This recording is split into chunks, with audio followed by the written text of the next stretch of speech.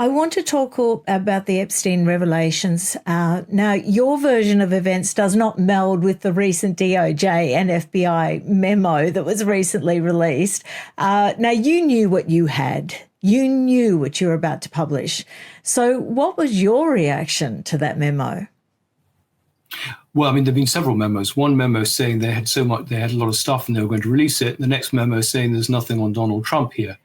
And we Yes. know that people from the FBI have been paid to go through the material. I think there are 100,000 mentions of Trump in the Epstein material to take it out. So that must have been a big job.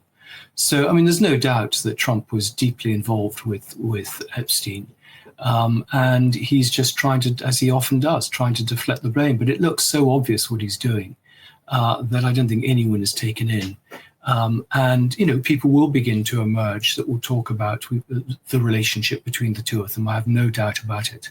Well, I think your book will go a long way to doing that, to encouraging people to speak out.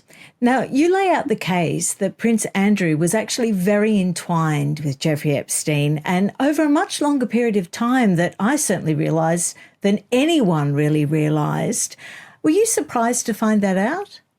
No, I wasn't. I knew the relationship went on a lot longer than he said. I mean, he claimed that it only happened at the end of the 1990s, but I knew from stuff that I'd already read. I mean, his private secretary, Alistair Watson, had written a letter to the Times saying the relationship began in the early 90s.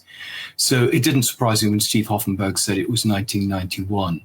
I think what did surprise me was the extent of the relationship with Fergie. That Fergie's relationship also began earlier. It lasted longer.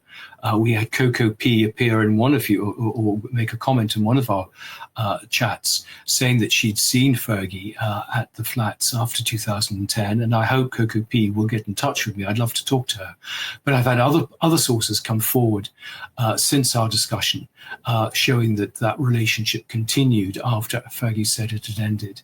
And Fergie there were 18 numbers for Fergie in the Black Book, 16 for Andrew. She stayed, we know from testimony, legal depositions and from members of staff that she stayed quite often in Manhattan and even visited Palm Beach.